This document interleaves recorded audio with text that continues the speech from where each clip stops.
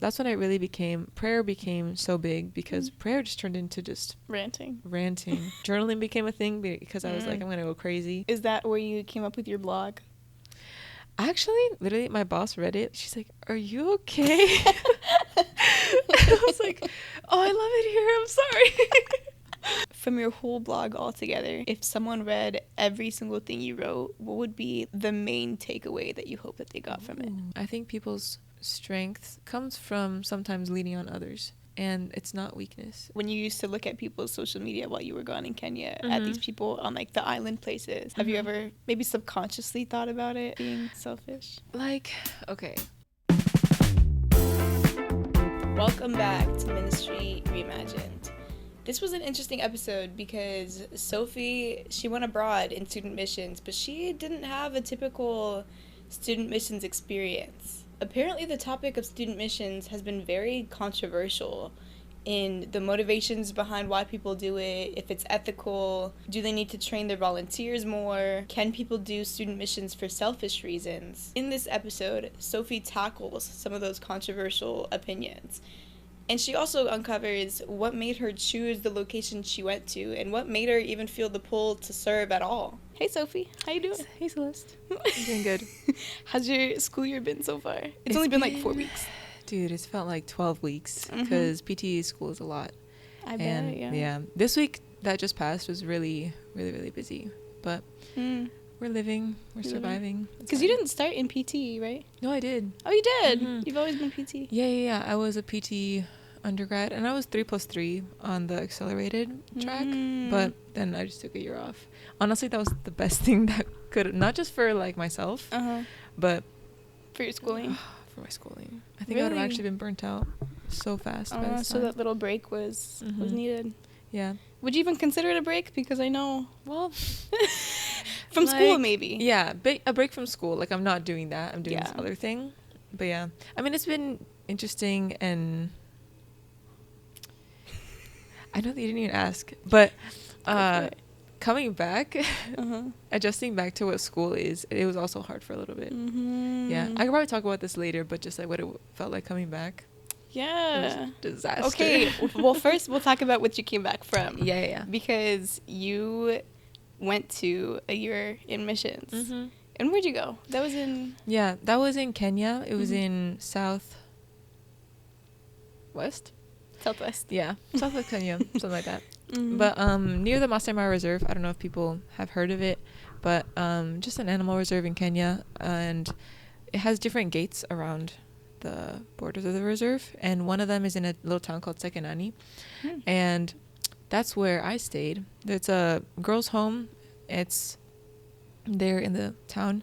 It's a girls' home for girls who have experienced trauma that are there because maybe their home life isn't safe, or just for other reasons, really. And so girls stay there, and then also there's babies there that we take care of, because in Kenya, a lot of times if a parent or a mom just doesn't want their baby, then she'll just kind of leave them on the side of the road or just abandon them in there's so many different ways.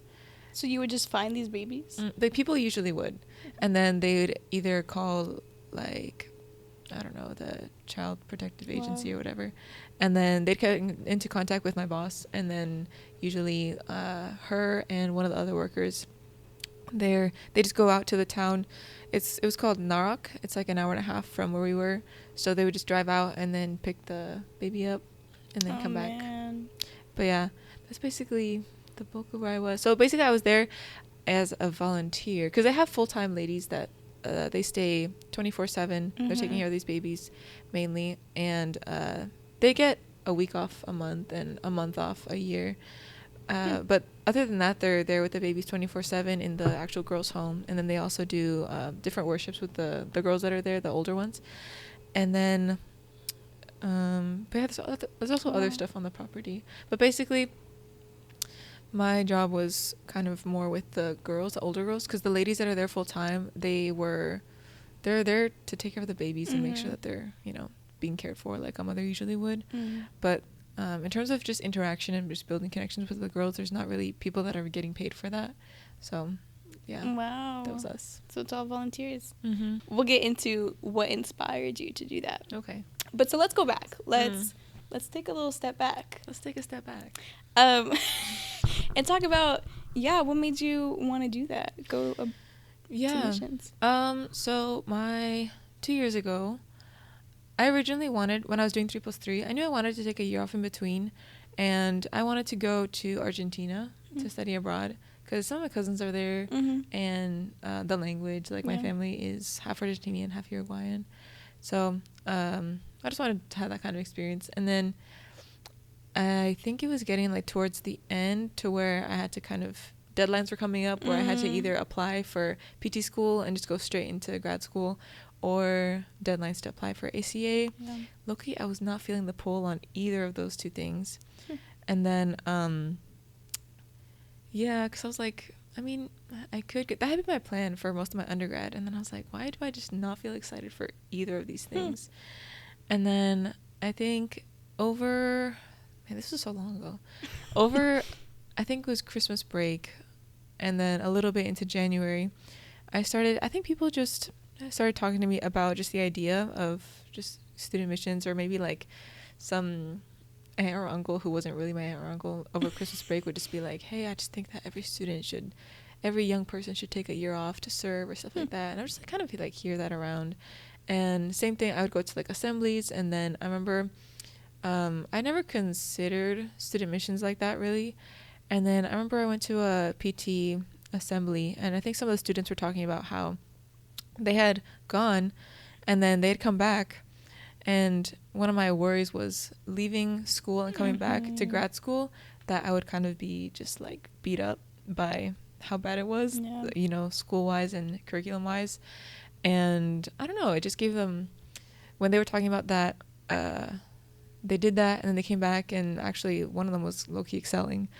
And that kind of just made me think, okay, a lot of the things that I was like, okay, I'm hearing it a lot more. A lot of the worries that I would have, maybe they're not as bad. Not that bad. And I knew for sure that it was going to be something that was way more fulfilling than PT school. Well, whoa, Dr. Ferreira. That's not what I meant. But you know what I mean? Yeah. Like a use of my time where I'm helping others, because also I think I desperately needed that kind of reset in my life, because I think the last year that I was here for school, I was involved in clubs, and I was also like doing school, and I was also doing music around campus sometimes, but not like leading or singing or anything. I would just play. And then, hey, that's a big thing too. But like, it was time out of like my schedule. But I'm very much of a person who would always be making lists and making schedules, and I was always busy, and I always had something else to do, or even hanging out with friends. It's just like it fills in all your time. And I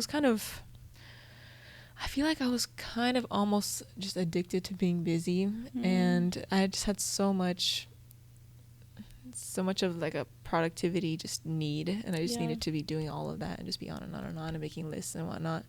And we were talking about this earlier, how like an undergrad I didn't really feel like my spiritual life was very personal, even like growing up. But that just wasn't there really. And I think that just the idea of taking a year to do volunteering and do something for someone else was definitely a reset that I needed. I was so obsessed with myself and what I had to do in a way, pretty much, because I think that's just, it's what it is. If you're like, no shade or whatnot, but like sometimes people who are kind of addicted to that productivity, it's like you're just thinking about yourself even if you don't think about it. Because I was like, okay, I need to do this and this and this. So I was like, I need that kind of reset. So I think after that one DPT assembly, I went over because my friend Sadie, she worked in the department, and then I was like, hey Sadie, like I just had an idea. And I was like, what if I did student missions? At the time I just started dating my boyfriend, and he was thinking about doing student missions anyway. So like I already knew that like the next year was going to be long distance. And I think what was it? So I talked to her, and I was like, hey, like I want to do student missions. And then like as soon as I kind of like said it out loud, I was like, this is way more, I felt more of a pull to do that than any of like any excitement or lack thereof for doing any abroad or any grad school.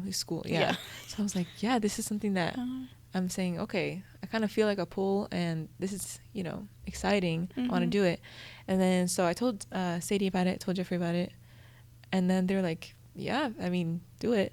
And then I called my family like the day of. I was like, guys, emergency. I would like FaceTime them. They're like, what is going on? I was like, I want to do student missions. They're like, okay. Sure. I was like, let's go. But yeah, and which also, like, I know that my parents, they were never the type, because I know that for other students that have gone, sometimes their parents will say, what's the use really of taking a year off, especially time-wise, money-wise. It's just, sometimes it's not worth it sometimes in a parent's eyes. So I was kind of, I knew my parents weren't like that, but I had never explicitly heard them say that they weren't like that. But it was nice to hear that as soon as I said it, they're the support. Yeah. So yeah. Wow. So that was cool. So then I just did that, and then I remember I didn't know what necessarily like where I wanted to go. I knew that I wanted to work with kids. That last summer I had just spent my first summer working at a summer camp, and I was a counselor, and that was a fun time. I liked it. It was stressful time, but I liked it a lot.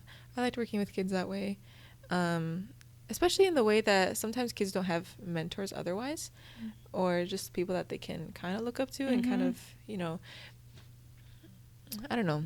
I don't really thought about this, but I guess sometimes in camp, if you're not if you're not a kid that has that kind of supportive person around them, at least for a week, someone has your back that's older than you. So yeah, so I really loved working with kids, and I think for a while I wasn't really sure where I wanted to go, but then I remember one time I was sitting in chapel, and this is actually how I got to pick my location of whatever. I was sitting in chapel, and then this lady came who was the director of a children's home in Zimbabwe. And then I remember during chapel, I looked up their website, and then I was looking at where it says like volunteers or student missions. And because, you know, there's the option of going to an island to teach. And outside of that, I don't know what there is with kids. I mean, there's Bolivia. There's the kids home in Bolivia. But yeah, I didn't necessarily want to teach. I don't know if that's exactly I don't know. I just wasn't feeling it. And then it was basically saying that what they needed in the home in Zimbabwe was, you know, someone to kind of just volunteer just to be there for the kids, help them with school. I don't know what else. Just basically be their friend. Yeah. So, and I was like, oh, I can do that. I just did that for like 8 weeks. Oh, true. And then, so yeah, so I was like, okay, this is something that I'm definitely interested in. Like, it's not teaching, but it's with kids, and it's something that, you know, I was excited about it. So I went up to her, the lady that was in charge, and then I was saying, oh my word, like I really want to do this. I told Tila, the previous SM coordinator, that I wanted to do that. She's like, yeah, let's do it. Let's ask. And then I emailed them. Then she emailed me back. She said, okay, well, we're going through some structural changes, and I'll let you know later on, like how, basically, I'll just get back in touch with you. Yeah. And then I think I tried like one more time, and then I just never heard from them again. Oh, was it past the deadlines at this point? It wasn't past, well, it wasn't necessarily like a deadlines, but it was definitely like around the time closer to the end of the year. Yeah, where I should kind of have an idea, because I had to start planning. Yeah. And then, yeah, at this point, I know Jeffrey wanted to go to Kenya, and he wanted to go to the hospital there. And then I remember one time I was like coming out of class, and then Tila called me, and she's like, hey, so like Zimbabwe's kind of close, like that door is kind of closed. We kind of can agree on that, right? And then I was like, yeah, I mean, don't know what else to say. Yeah. They kind of ghosted me, but that's not a good plug for the SM department. That they'll just ghost you. They won't ghost you. This is God shutting a door. But actually, I don't know, because I think they were going through some structure changes, so maybe they just didn't want, or they didn't need volunteers for that year or whatever. So, but yeah, it just kind of redirected me in a different way. But you should definitely sign up. I mean, that's just how, like, I don't know, that's just how you see God opening or closing doors sometimes. But yeah, so she's like, hey, there's like an orphanage, or it's just, she didn't know necessarily that it was like a children's home. I think people, they just usually call children's homes just like orphanages, but I think even the one in Bolivia is not an orphanage.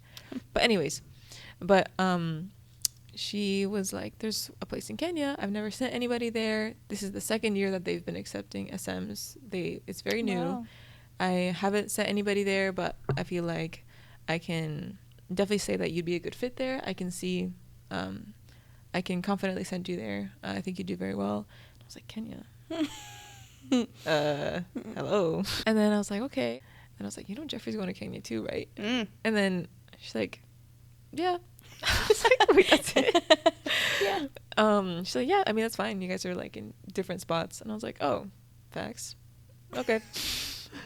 I was like, you're right. So yeah, so that's just kind of how it came about. And then she gave me the contact for the lady, Kim DeWitt, who is in charge of the Omaleka Trust where I went. And then just immediately I had so much more information about that place. And then she set up, I think within a week or something, I had like a video chat with her. She answered all my questions, and I was like, oh, this is really nice. So yeah, that's how I got there. Very cool. I will say there's something that you said earlier about being busy and always focusing about yourself, and I find that that's a big struggle, especially for pastors' kids, because you get sucked into the lifestyle of like always doing, even if it's for ministry. It can feel very like, oh, it's all about me and what I'm doing for the church. I think something we were talking about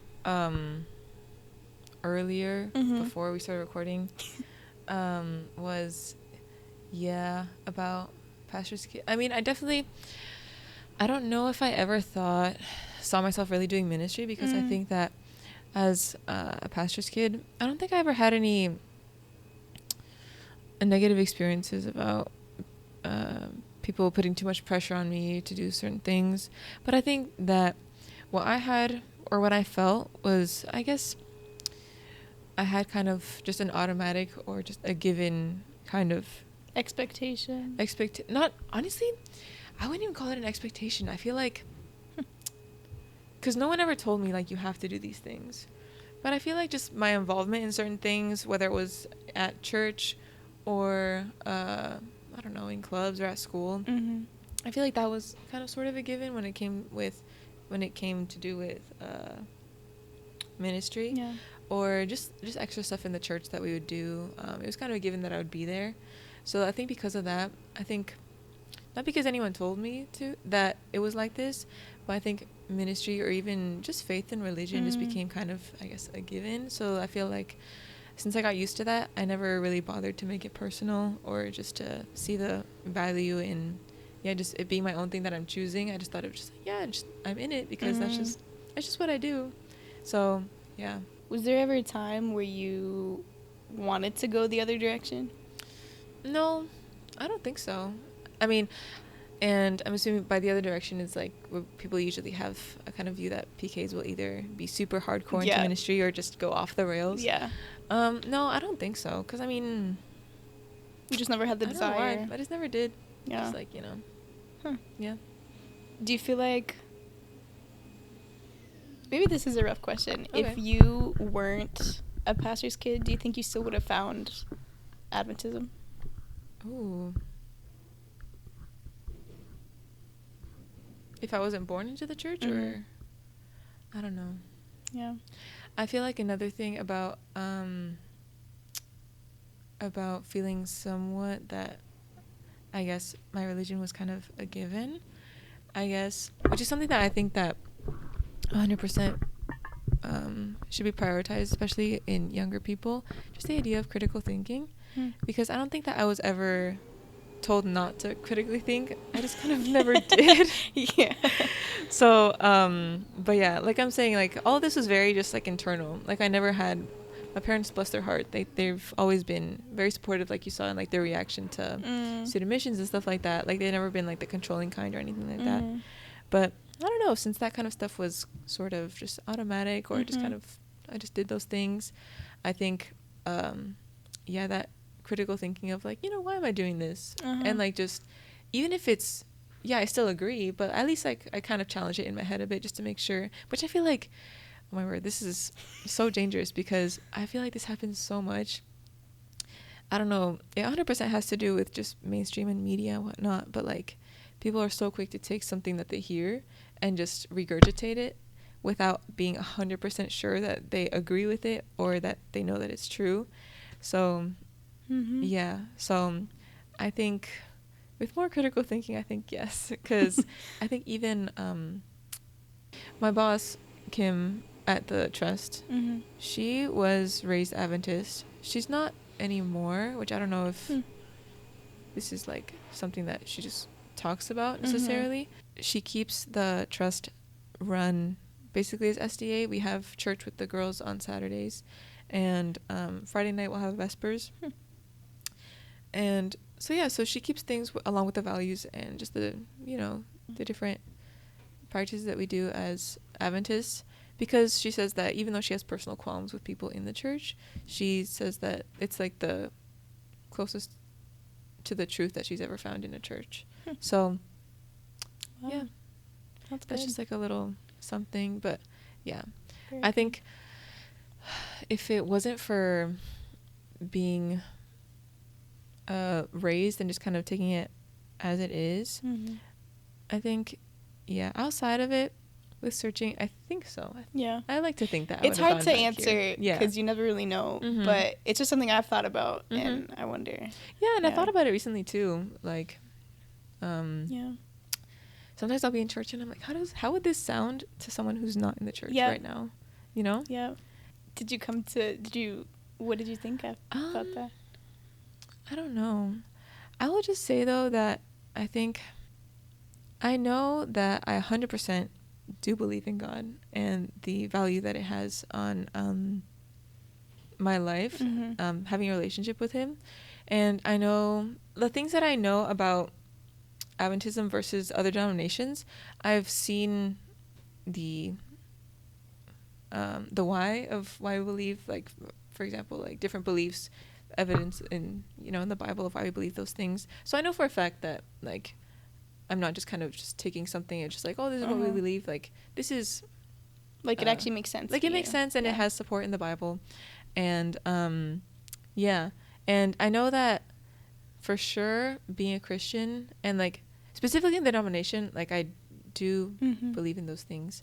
But just as a Christian and having a relationship with God, I think my year away, and especially now that I'm back and booked and busy, like, genuinely, I don't think I would have seen, if I wasn't gone last year, I don't think I would have seen the value that having a personal relationship with God has, just because of how much sustenance it was. Because sometimes I genuinely, like, even now and when I was gone and working every single day, sometimes I just, humanly, it is not always possible to be a good version of yourself if you don't have that kind of, you know, like in the morning, God, please help me not to blow up when a kid is trying my patience. You know, sometimes it's just, you can't. Or like sometimes, like, you're just drained and tired and you're like, I don't know how this is going to come together, and just, God, just work it out, and it'll come together, and it happens, and somehow you have the energy for it, and then you crash later, but like, it, you know, God made it happen. But like, I know on my own, if I'm trying to stress about those things and trying to be a decent person, it's just not always humanly possible. So yeah, that's how I know for a fact that I'm better with God as my strength and sustenance every day. Because, like, yeah. When you were, you know, I wouldn't say, would you count, I was going to say when you were abroad, but I mean, I guess you were abroad, but it's not like vacation. How has that improved your relationship with God? I think at least the first couple of weeks when I didn't really know anyone or anything or the culture. Of course, being born in a pastor's family, I was used to moving around, and I was used to moving countries because we moved from Canada to here.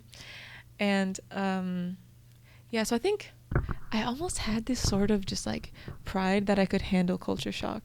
You know, or just like not even culture shock, but just being somewhere new and starting from scratch. I was like, I've done this before. Like, you wouldn't feel homesick. Yeah, I think I was thinking, I've done this time and time again. I think I would just tell myself that, this is one of my strengths. I can adapt. I can, this is going to be fresh start and it'll be great. And the first 2 weeks hit me like a truck. Wow, the first 2 weeks. Mm-hmm. I mean, I think also because I literally had to delete social media because I would see people that were already out in like the teaching schools in like the islands that I opted not to go to, and they had big groups of student missionaries that were all there together, and they had, for context, where I was, since we're next to the reserve, we're on a 4-acre property, and we have walls around the property because there's animals. And because like there's not like a gate around the reserve. What kind of animals? Like lions and hyenas and baboons and elephants and warthogs. Did you get to see them? Because I went on a safari twice, but outside of that, like at night, I would hear the lions and hyenas outside my window. Wow. Like you can hear them at night. You could see elephants just outside our wall. I saw some warthogs. One time I was coming back we had to walk 30 minutes down into the village because we were just kind of on a hill. We'd walk down into the village to get our groceries every week. Groceries meaning just fruits and veggies and bread, pretty much. Wow, that's all you ate? Yeah. I mean, in town, which is an hour and a half away, you could go, and it had more of like a Meijer-esque, Quick Mart it was called. So it was kind of, you could go grocery shopping, but it was kind of like for the month because you had to pay to go all the way there and back. Oh, man. So we had those things, and then, but just every week we just get eggs, bread, and sometimes some yogurt if it was in town. And then just some fruits and veggies. But yeah, so we were coming back up, and oh my word, we had to walk, and on foot. I remember one time we came across, it was like 6 to maybe 8 just baboons that were just there, and I had heard people say, yeah, like baboons are like dangerous or whatever, like you don't want to. I was like, yeah. So we saw animals. So they're more concerned about the baboons instead of like the lions. I don't know. I think the lions just don't really hunt in the day as much because it's hot, I guess. I could be totally wrong because I'm not. I mean, hey, you were there for a year. You'd think. But like, I don't know. But yeah, but all that to say, like, outside during the hours where it was not, so between sunset and sunrise, nobody went outside because that's when animals are really moving a lot more. And then during the day, I had the breaks for lunch and for supper to make my own food. And it was maybe like 2 hours, but like it wasn't really that much time to just walk somewhere and then come all the way back. And I didn't even talk about like my schedule, what I would do during the day. I would help with the babies in the nursery. Sometimes I would help with my boss's daughter. She's 4 and she would need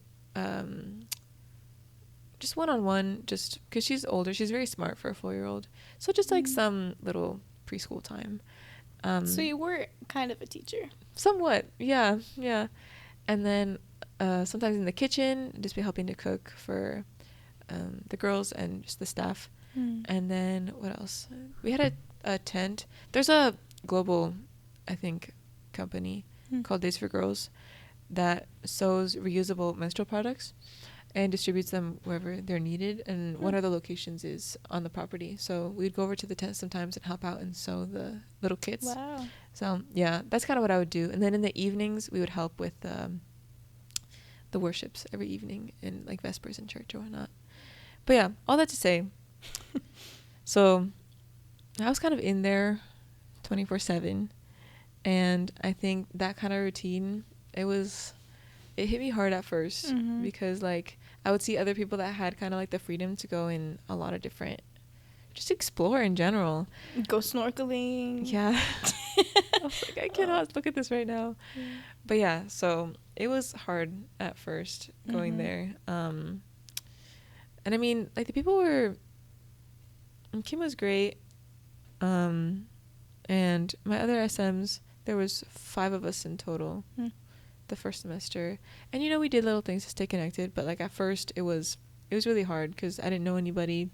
I kind of felt, I literally had a thought like one of the first few days, when I was just in bed about to sleep, I was just like, why am I here? Yeah. Like, did I come to the wrong place? Because I'm not, this feels so, I don't know.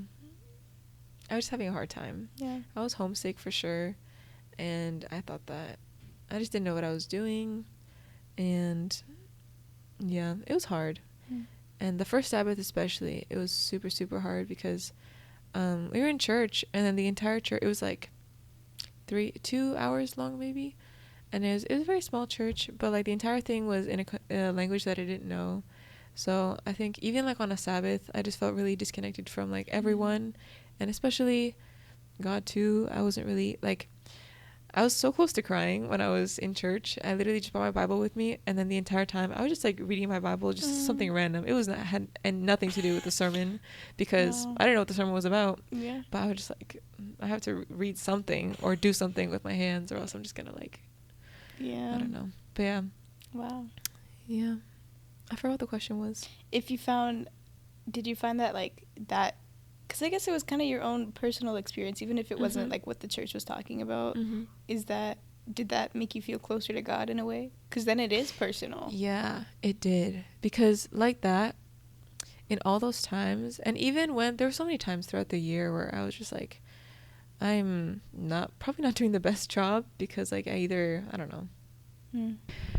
Sometimes I just didn't know how to put on a worship that was like actually meaningful, or like I just thought it was just hard to like connect with the ladies that were there sometimes, because you know they were speaking like their own language or even dialect, because like they were there's tribes also, so like the tribes have their own dialect, not just Swahili. And then so I was like, I don't know, am I just not trying enough to connect with people? Am I not trying enough to be super on it in all my jobs? So yeah, I think that's when I really started turning to God a lot more, because in those moments there's no one else around that that is kind of there, because everyone else is there 7 hours behind doing something else. They don't, I mean, obviously everyone was super supportive from back home, but I don't know, it's just different when I have to explain the context behind it already. It's just, and also having to wait till everyone's awake over there. But yeah, so in those moments I just felt really, really alone and very lonely. So like the only person that was around really 24/7. 24/7. Yeah. So that's when I really turned to him for, I think I was talking about this to some people that were returned this year, that went last year, that one of the main things that I saw in the change in my relationship with God was that I would vent to him so much. I would just kind of word vomit. It became so conversational because I was like, I have no one else to rant to like this way. Even like the other SMs around me, like sometimes, but I don't know, it was different. We all had different schedules, and like we would be there like cooking and, you know, doing stuff together, but like, I don't know, it just felt so different to have this kind of just mental fog or just cloud, I guess, that of everything that I was feeling. So yeah, so that's when prayer became so big, because prayer just turned into just ranting. I was like, this is all that's going on in my head. I don't know what I'm feeling. I don't know what's going on up there. I just need to make sense of something. Journaling became a thing because I was like, I'm gonna go crazy. And yeah, that really just kind of held me together. Is that where you came up with your blog? Actually, I don't know. So there was a lot of people that were just incredible in helping with donations for me to be able to go, and for me to be able to just, because they don't give us a stipend there like some other places, so I had to also raise more money to be able to have groceries every week and stuff like that, just for like small expenses. And people were just incredible, and just a big blessing in how much they gave. So then my parents were saying, you know, as some kind of thing, like in return, you should have some kind of blog so that they can kind of see what you're up to. Not just the people that just gave and helped you be here, but the people that are praying for you and like your friends back home, you should kind of have it. And I was like, okay. Sure. I was like, all right, well, I have some time. So yeah, I think that's pretty much how the blog thing started. And then, yeah, I just had fun, just kind of, I don't know, I never did anything like that, but I don't know, I just had fun just kind of putting pictures on there. Mm-hmm. I think it turned into like every week I had some kind of like theme in what I had to say, which I don't know, I never planned them. I just kind of just wrote them. Usually it was just like a one draft and I was like, okay, I'll revise a little bit, but That's good. Send. Wow. Because yeah, it was just, I don't know, it wasn't ever a super formal thing, but I think that's what made it so good though, because it was raw. Yeah, and one thing that I really wanted to do was also, because I think the first post that I wrote, literally my boss read it, like, and she's like, "Are you okay?" I was like, "Oh, I love it here. I'm sorry." I was like, "No, I promise, it's not you."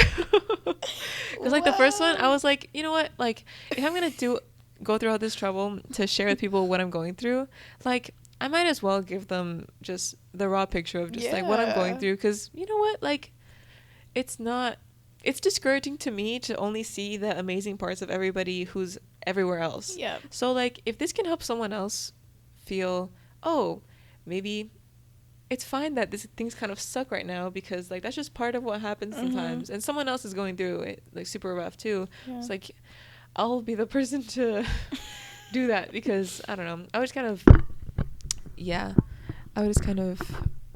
getting really in my head about not seeing the unfiltered side of everyone. So I was like, you know what, I'm just gonna do it just like for me, and hopefully people enjoyed it. I don't know how many people read it or whatever, but yeah, that's mainly the reason why I wanted to keep it so kind of unfiltered and just be like, hey, be honest when I'm like, this week was rough.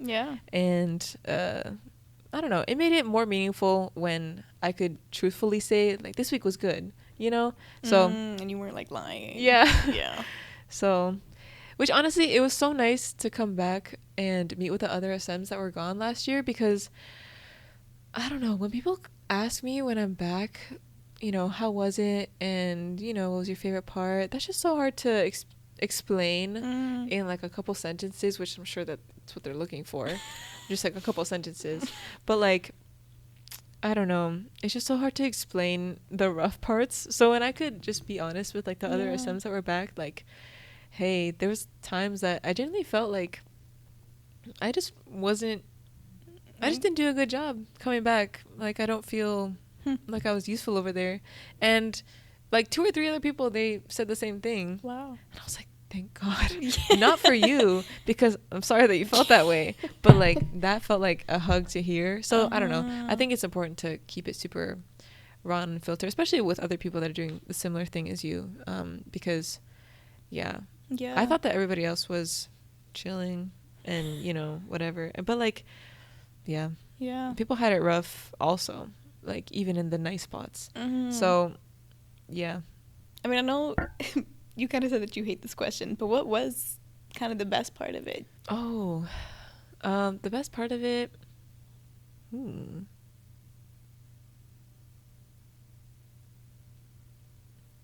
this is gonna sound like super vague, but I don't know, I think part of me kind of compartmentalizes my time there and my life here. I got back and I was like, okay, like I know how to do life here, and like sometimes I'll like genuinely just like forget that I was over there, you know. But I feel like the world that I had over there, I don't know, it was just amazing. I think second semester when we had less SMs, I reached out a lot more to the ladies that worked there, and I just started to have a lot of fun with like, you know, like joking around, learning a little bit more of like the language, and you know, getting a lot more candid with the girls, and I don't know, just having those kinds of moments. I don't know, it just felt like my own world over there, and I think the culture is beautiful, and I think I think that was my favorite part, just having my own world there. I just love that culture so much, and I love those girls and those ladies so much. So it's just like, that's just like a little special.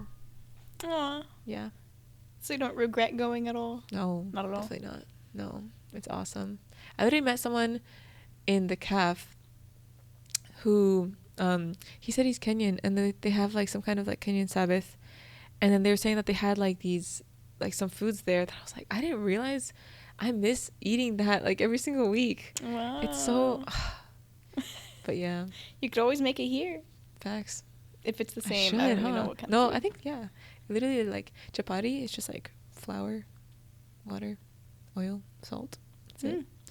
But yeah, good. Let me know if you ever make it. Yeah, I got you.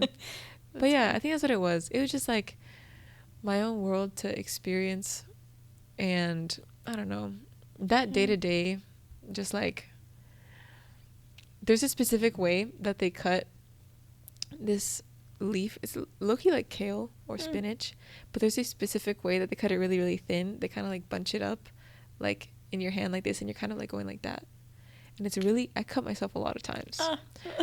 But I don't know, just the feeling of like when I tried it, and then they were like, Sophie, you were literally Kenyan, because how do you know how to do that? I was like, you know, just like, that's, I don't know, just being so immersed in a culture that way. Like, it was just like my own little corner, because I mean, no one else really knew necessarily what it was like day to day here, but like, I don't know, like I know the feeling of what it was like day to day. And I love those little girls. And oh my word, one of the babies, literally the ladies there, they just knew him as my son, because I don't know what kind of when I got there, he was like 6 months old. And I don't know how babies pick favorites, but genuinely, like, he was like, what, like 8 months, maybe like 10 months by the time I left, and he was like starting to walk or whatever. And I was like his favorite person. I would walk into a room and he just like I was like, you're a baby, how do you recognize me? But like if I was in a different room, he would know that I was there and just like try to like follow me. It was so cute. I miss him so much. But yeah, man, they gotta ship him over for I know. His name is Kelvin. I miss him. But yeah, that's so cute. Yeah, did you ever learn the language over there? I learned like little, with context I could kind of understand a little bit of what was going on, because I knew like some vocabulary. And I knew what the words were for who, what, when, where, and why, stuff like that. Or I knew like basic commands, because I think there was, towards the end, there was this one girl who was there, she's like maybe 8, 10, who just didn't really speak a lot of English. So when I had to give her like a commands of like, oh, come here, or like give me that, I would use those words. But yeah, just stuff like that. Like if someone asked me, if I heard the word for like where, then I could be like, excuse me. I was like, they're probably asking me about this or whatever, so I could kind of answer. Yeah. But it wasn't super, it wasn't a lot. But I mean, hey, that's from nothing to that. That's pretty good. So one of they had men that worked on they lived on the property, because they did like grounds, and because they have a big garden that they get a lot of their fruits and vegetables from, because of course they're nonprofit, so they kind of have to be as self-sustained as possible. So they work in the garden, they do grounds, they do security. And there's this one guy who, oh my word, like I swear it was his life joy to like, he just always talked to us in Swahili, and we'd be like, and it was the funniest thing ever for him, and I don't know why, but like I tried, because they have different greetings. That's another thing, I learned different greetings, because it's just like, you know how we have like, hey, what's up, how are you, how you doing, and like those little different variations. They have the same thing, so I just learned those different kind of variations of those, so I could like understand. And they had like their own respective like responses to them. So yeah, so like every single time that I would see like any of like the men that worked there, I was like, oh my word, I'm gonna be tested. And then they, like I have to try and okay, which one's the response for this one? But yeah, it was cool though. Wow. Did they ever like, if you said the wrong response, did they ever make fun of you? I think no, they just like correct me and then just kind of just like laugh, but like not like laugh at me, but just be like, haha, it's okay, you just don't know it. So thanks. But yeah, wow, that's cool. So nice. How do you feel about, because from my experience, when I've heard people talk about student missions, I've heard people correlate missions with very selfish reasons. Okay. How have you heard of that? Have you experienced it at all? I mean, like, I don't know. I feel like I've definitely heard someone say, oh yeah, this person just wanted to go just to take a year off of school, or just to go, I don't know, like live somewhere. Like when you used to look at people's social media while you were gone in Kenya, at these people on like the island places, have you ever like maybe subconsciously thought about it being selfish? Like, okay, I think at first, like that first week that I was like, I can't look at anyone else because I'm in the pits right now, and like if I see that, you know, they're all doing this one thing or snorkeling or something, I'm actually gonna go into depression. Yeah. But I don't know, I definitely did think of it as like, it did seem more of like a vacation. But then, like, coming back, like I was telling you about, there's so many like horror stories that I heard from those people that went to like those islands specifically, that I'm like, okay, yeah, like it looks like it would be like super like vacation island paradise, but those people went through the pits too. So like, I don't know, that just kind of very quickly, like, you're, no matter where you are, like even this girl who was like in Hawaii, like she was talking about it like a couple weeks ago, that she's like, I had just like a hard time the entire time because of just like an interaction with like, I don't know, this certain person or whatever. But to it being a vacation, I would say it's not. I don't think it is. I don't think, even if you're on an island somewhere, I don't think it's a vacation, because like obviously there's very, very many highs, but I can't think of people that have gone and that haven't told me some kind of just like horror story. So in general, I'll say the rule of thumb is that, like, I don't know, kind of like me, how I was saying, like, I want to be telling people that, like, hey, I have extremely bad days, and just kind of like put that out there. But I also have extremely good days. Like, I heard that from people that had gone to those islands too. So like, I don't know. I wouldn't say that it's a vacation like that at all, because like people had it rough, like no matter where they were. And I think I was just comparing myself to what I thought was like all their highs.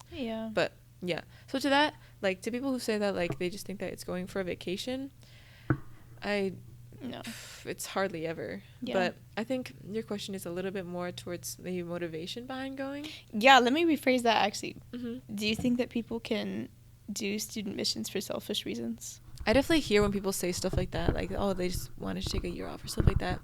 And I don't know if I really like had too much of that, or if I ever thought about it as much, really.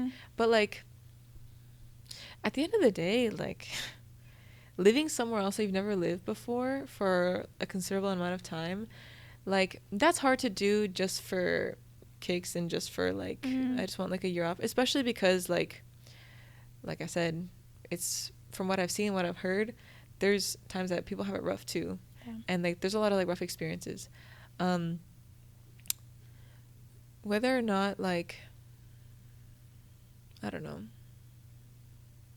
at the end of the day, I think it just comes down to like the fact that the person, like, they're still there, they're giving that time, they're volunteering, and I don't think that however way that they got there, I don't think that should paint that person in any way. Because at the end of the day, it's a big thing to just not live at home. It's a big thing to just be in a new place that you've never had experience. There's a lot of times that like student missionaries, they're just thrown into jobs that they didn't know that they were going to do those things until they got there. It's like you're saying, it is different to go abroad somewhere, but it's not just like they're going abroad. It's not just like ACA. It's like they know they're serving. So like, I totally, like, if you're a person that's saying, oh, this person just wants to take a year off, this person just wants this on their resume, this person just, for whatever reason, I get it from the outside. But at the end of the day, like, the person's choosing to spend their time, you know, for something that's not just mainly just benefiting them. I mean, sometimes, you'll have like some people who maybe like when they're there, they don't act as, I don't know. Like, you can tell they're not there to serve.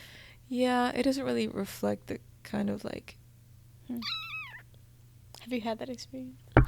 Not with me, but like, I definitely heard like when people say that, like, oh, they had the experience with like one of their SM, like they're called SMs, that they just weren't really in it, or they're just doing like their own thing, which, you know what, that is really hard. Because like, obviously it kind of puts everyone else kind of in the same group, especially for like future SMs.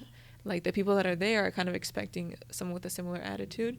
So I feel like in that, I feel like if you're going for selfish reasons, at least be aware of your impact on the people that are around, and like, you know, their how that's going to affect how they see volunteers and people that come after you.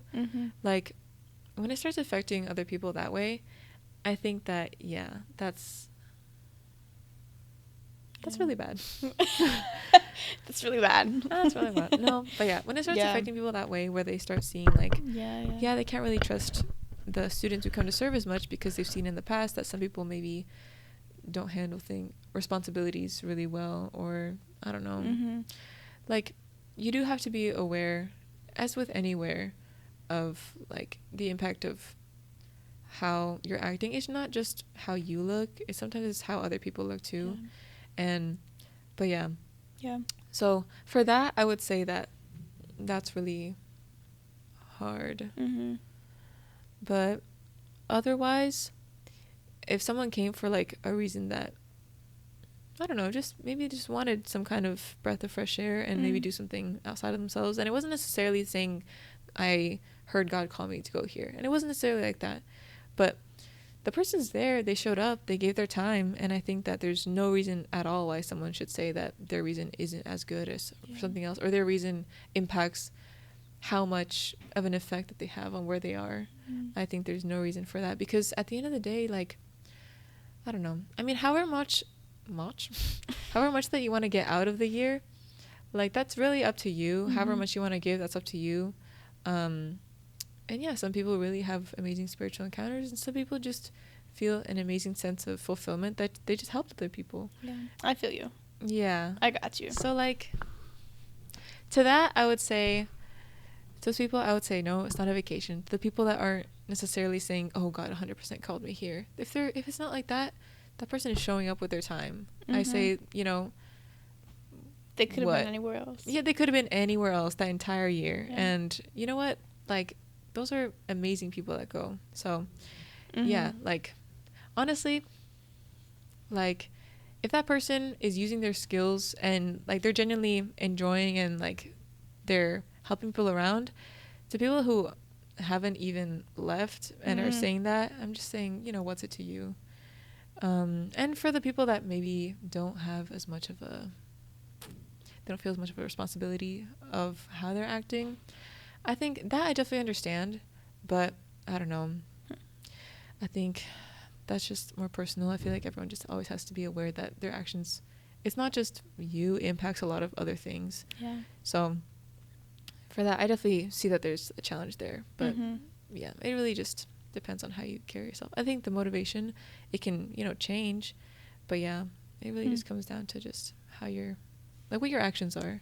So let's say from your whole blog altogether, if someone read every single thing you wrote, what would be like the main takeaway that you hope that they got from it?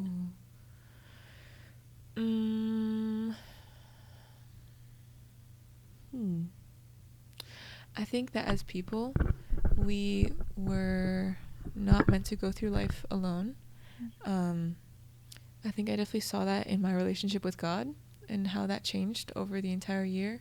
And I also saw that in my relationship with other people, which I think this is something that I talked about in one of my last entries, but all throughout, I think people's strength comes from sometimes leaning on others. And I think that sometimes the view that we have, or at least that I had before going, was that my strength was doing things on my own or adapting to things on my own. And I think that it really flipped when I was just gone, and sometimes I had nothing else to do but to lean on someone else. And I think that like I said, as people, you weren't meant to go through this life by yourself and figuring things out by yourself. You need people to lean on. You need people to see other perspectives of. You know, you see the world in more of a 3D way when you have the more perspectives you have. So there's no way that you can just make it through. I mean, there's a way, but I don't know. I would just say, you know, strength is 100% leaning on community, leaning on people, leaning on God. And it's not weakness. And I think that before, I used to think that it was. especially because I don't know, I like making sure that I'm doing things either myself or just doing things the right way. And asking for help, I totally get that it's hard. But yeah, that's the main takeaway. That all of that, just that whole experience is just like, you don't have it figured out, lean on others. And it's not a sign that you're weak. It's actually more of a sign that you're, you know. Yeah. And I think even like coming back, I feel like leaning on, talking to other SMs actually made coming back so much easier. When I got back, I was so anxious, and I think I got reverse culture shock. And I was kind of thrown in. I was here in the summer. I was a lot of different places, and then I had missed a whole entire year of what my life was here, and I felt very out of place because obviously the place that I just come from wasn't my home, but my home here felt kind of foreign because, I mean, it looked different than when I last was here. So I just kind of felt totally lost. Yeah. And I don't even know when that ended or if it did. I think I'm still adjusting, but I don't know. If I had just kind of tried to fight that off on my own, I think I might have sunk deeper. But like all of the work that I tried to do over the summer in trying to say, okay, what is my identity, and make sure that it's not, you know, what my home is or where my friends are or what my purpose is, because, you know, it had changed because I was doing something every single day that I could see that it was fulfilling. Then I came back and I was like, what do I do now? What am I doing? And I think that through all the summer I like tried to kind of pull myself out of that, and genuinely over one weekend when we had a retreat where all the SMs had gone out last year, and I was hearing a lot of their experiences, and also in coming back, and also in how they felt when they were out, all those, I think that did more for me feeling a lot more okay and healed and not as lost. That did more in one weekend that I really could do by myself over the whole summer. Wow. So I think, yeah, that community was big. It's really big. And I think, I don't know how it was for anyone else who was out, but in anything, any task, any relationship, any kind of struggle, or I don't know, anything, it's worth it to lean on other people and to lean on God for sure. That's a big thing. I've heard from other student missionaries too that coming back, it feels so weird because you don't know. That's a whole year where you weren't here, so you don't know, like, if something crazy's happened, you're just like out of the loop. Yeah, exactly. It did feel so weird. Like, I was anxious for a lot of the summer, and I was very very insecure because of it, and just very very lost. And how did it feel, like, when you were still there, but right before you came back? Did you feel like excited, and then when you were actually here you got scared, or were you even scared over there? Even over there, I think. Wow. I don't know, because like it just kind of felt very abrupt, just like on a random day I'm just kind of picking up and leaving. I don't know, I think my brain kind of just broke. I think I just kind of like, would you have stayed longer there if you could? I think that was a good amount of time to stay. I think towards the end I was definitely feeling ready to come home, because I mean I was missing home and I was missing my friends, and they were graduating. I wanted to be there. I definitely do want to go back to Kenya in my life, but I think that was a good amount of time to be in one place without it feeling like. This might be like a controversial question for you. Okay. I don't know if you can say you don't have an answer if you don't have one. Okay. But is there a way that you think this ministry of missions could be done better? I'm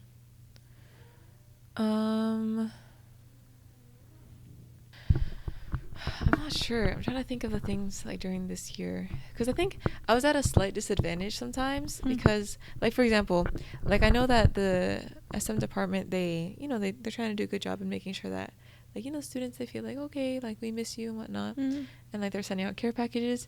I just couldn't get mail. Wow. I could not. And like in the country, they just don't do that kind of thing necessarily. They don't do mail? I mean, they do. They Just do not from the US. they do mail, but like where I was specifically, like I was just so far out there. Yeah. Like It wasn't getting in to the you. bush, pretty much. It was not gonna get to me. But I did get one care package though, but I had to, long story. But yeah, that was just like kind of hard sometimes because like things just couldn't be sent. So like when people were sending letters and stuff like that, it just couldn't be sent. But like that has nothing to do with missions in general though.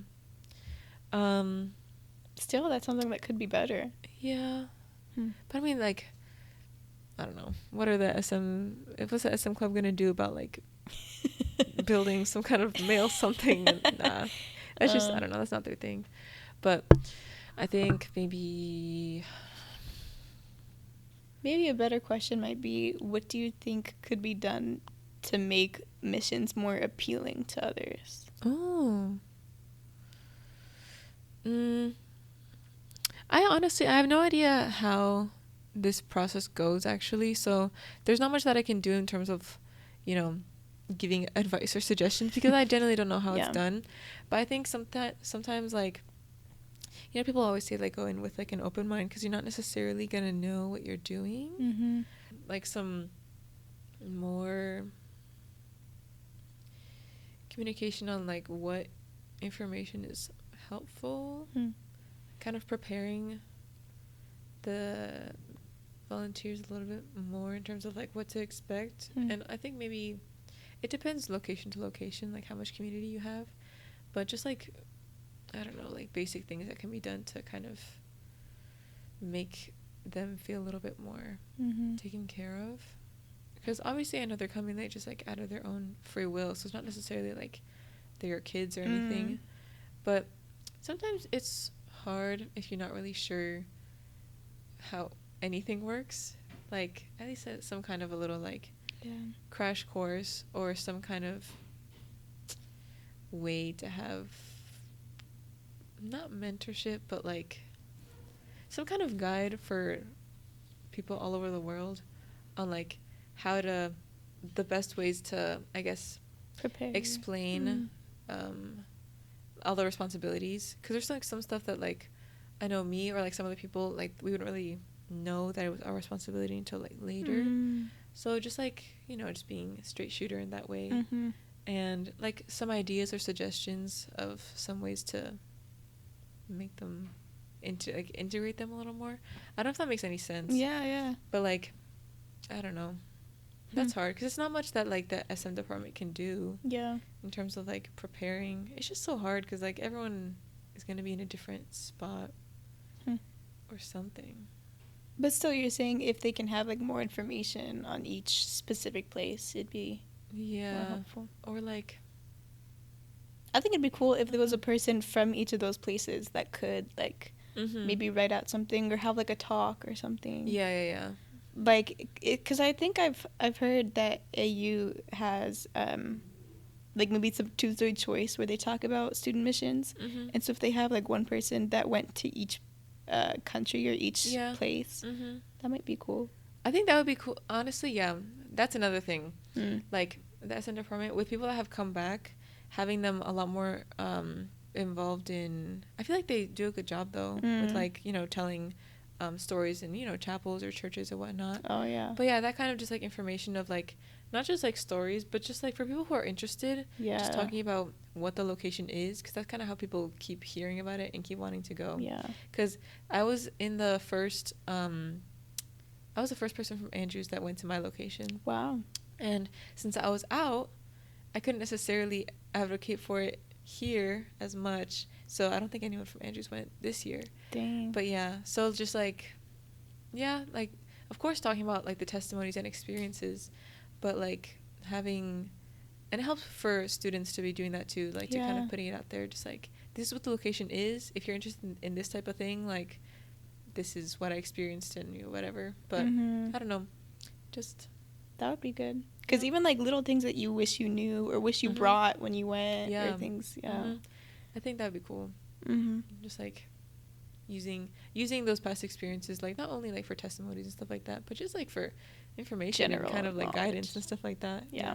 I think that would help probably people who are looking into doing some kind of volunteering, like not just what it what the description is like on like He Said Go, the website, but also just like hearing from someone else like this is what it's like.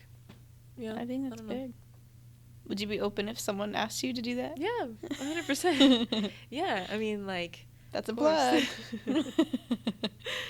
But yeah, I think it's a good idea because I mean, you know, like places like this where, for example, like where I was, like outside of the volunteers, no one really has that kind of time necessarily to be forming those connections with the girls versus the babies.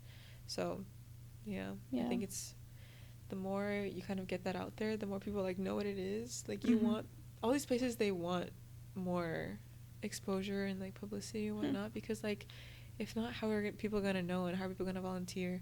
So yeah, just you know, more information on what those places are and like it's a good idea to go, not just like just sharing what happened there. Yeah, that's good because they gotta keep it going. They need volunteers. They need volunteers.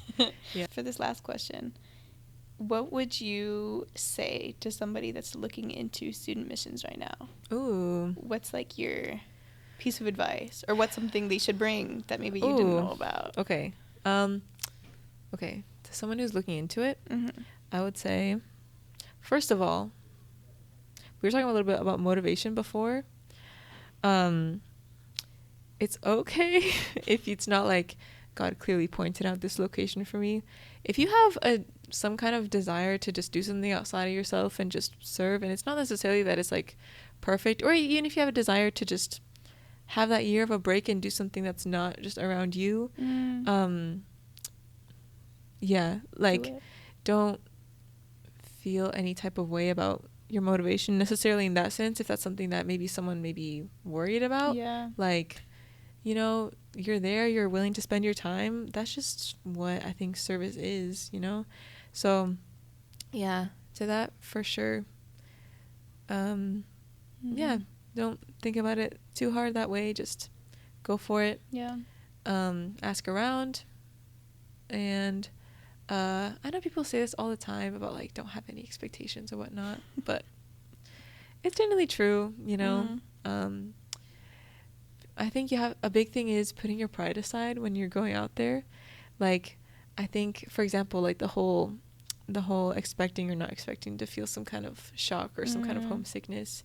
Like, yeah, just putting your pride aside and saying, I don't know how to handle this. I don't know how to do this. Yeah. Or, you know, I think it was a very humbling year for sure. So I would say be humble. Don't be too hard on yourself, like motivation wise. If you have some kind of desire in any type of way to go, I would say, yeah. Explore it for sure.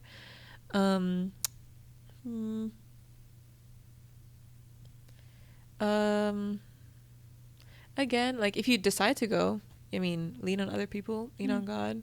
You're not gonna get through it just by just proving to yourself or whoever that you can do it and have the time of your life and just do it on your own. Like, it's okay, just chill. You have people around you, just chill. But yeah, like you have people around you, you have God, and hopefully, you know, sometimes it's hard, but yeah, be very used to that idea of just, you know, looking outward, because it's not about you really.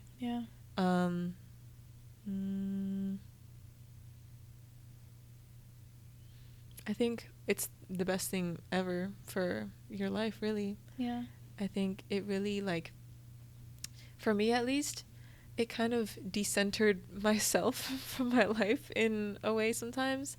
Because, like, obviously we're all human and we're, like, you do usually think of, you know, your own life and yourself and, you know, how things work according to your life or whatever. But, like, sometimes it's just too much and you're just caught up in thinking of just too much of your own self and your own feelings and stuff like that and your own problems and stuff like that. So I think it's a pretty powerful year, and I think it brings out a lot of parts of yourself that maybe you didn't know needed work. You know, I think I've talked to a lot of different SMs about this, that it seems, and I know them, like I'll know their personality, and they're describing the place that they went to, and they're saying, you know, like, this is the perfect place for me to go because I needed to grow in this area. Like, for example, like for me, I was definitely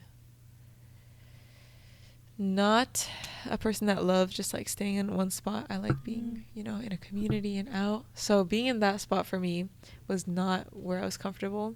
But I definitely needed to grow a lot in being kind of present and staying with where I'm at now, not just thinking about, I don't know if this makes sense, but yeah, just like being a lot more present and being a lot more intentional about just where I'm at versus just where else I could be. So yeah, like where I was, I had to kind of sit with myself and be okay with just having time with myself and being present and not getting stuck in my head. And I feel like in any other place, I would have had so many distractions that I wouldn't have had to deal with that characteristic of me that I just kind of ignore a lot. And versus like someone else that I know who was in Zambia, that she was like, she had to get way out of her comfort zone because she was usually a little bit more like, sometimes she's like a little more quieter, like more chill and like more reserved, but she had to step way out of her comfort zone for a lot of different things. Like she had to figure out stuff like for her job. She had to teach like a huge group of students, and she's like, I don't know how to do any of that. But she's like, yeah, like I needed this, you know, because otherwise like you probably wouldn't have done that. So yeah, just to anyone who's thinking about that, like it's 100% life-changing, because whether or not you believe that God has any hand in it, the way that it will work out, like I promise that wherever you are, there's some part of your character that is, maybe you didn't know, you're like, I needed to work on this, but you'll get to. Like, yeah, I don't know how else to explain it, but like, yeah, like you'll challenge parts of yourself that maybe you didn't know just because you didn't know needed work until you got into that one setting. So I think it's, and you might not see it until later when you're reflecting. That's another thing. Oh my word. Reflecting and like thinking and talking a lot more when you're back is such an important thing, because otherwise you kind of miss all the ways that you grew, because you were with yourself every single day. You don't really see how you grew necessarily. So yeah, just be open to, like, it'll be an amazing year of your life and you will change, but it's maybe because there was parts of you that maybe needed to, but they'll be challenged in the best way. And I think the way that you'll see it is in talking about it and just thinking about it after you're back, which sounds a little discouraging if you think about it. So I'm sorry. Don't think about it. Just don't think about it. Just do like, it. You will have fun moments. Yeah, for sure. That's good. Yeah. I mean, from what it sounds like, you didn't regret it at all. Not at all. So. And yeah. And I think it's very rare. I don't think I've ever talked to anybody that said that they regretted it. Yeah. And also another thing, I feel like, yes, obviously you're there for volunteering and whatnot. But yeah, there's times when, I don't know how to say this without like it being too vague and maybe like encouraging something wrong. But like, yes, sometimes it'll be hard. You don't always have to make it purposefully hard for yourself. Like, if things are going well, celebrate that things are going well. You know, like you don't have to, like, for it to be a triumphant, amazing testimony, it doesn't have to be that you went through necessarily a whole bunch of hardships for it to be like a really positive volunteering experience. Like, yeah. Have you found that you've done that? Like you've made it worse than it was? I don't know. I actually don't know. Interesting. I'm sure that I have. Yeah. I'm sure that I have, because I feel like with this whole idea, especially if you're someone who likes to have like the whole spiritual aspect behind it, the idea of like being a martyr and just, you know, holding on until the end, and I feel like that plays a lot into like, you know, asking for help. And like if you're in charge of something, for example, and maybe you're saying, okay, like volunteer wise, and like as some, like the idea of being like, okay, I did this all, like it was hard, I had to grind up for like 2 weeks and it's just sleepless nights, they had to come together, blah blah blah. But like if there's people around you that can help and whatnot, like you know, people are there, you can ask and you can, like, it doesn't always have to be a martyr situation, you know, like that's interesting. I feel like it is really easy to make it like hard on purpose, just so that you have that crazy story that you can tell somebody. I don't know, I don't think people do it consciously ever, but I don't know, a huge thing, like I was talking about, just like pride in that, like it's big, like you don't realize it. Or maybe even if like that thing about wanting to do it alone, just so you can say that you did it alone, that might be something. And like I doubt that anybody ever wakes up and is thinking that specifically, but it's just like, it's just something that's just in your brain sometimes, because that's just, I feel like that's just how we're wired sometimes. But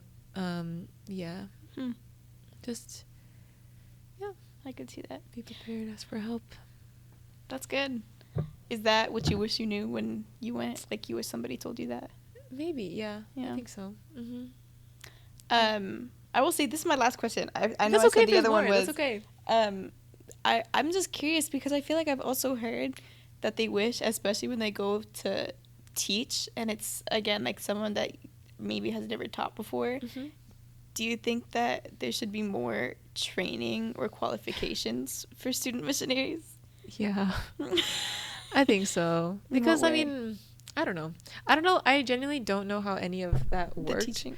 because I just wasn't part of that. Yeah. So because I think they broke us off when we did the training here, so they did like everyone who's teaching go to the so I don't know what they talked about, so maybe they did. So that's why part of it, I mean, like I can say whatever, but I wasn't there, so it's like that's fair, I could be totally off base. That's why I'm like, you know, but but yeah, I mean, do you feel like you were underqualified from whatever training that they had for you?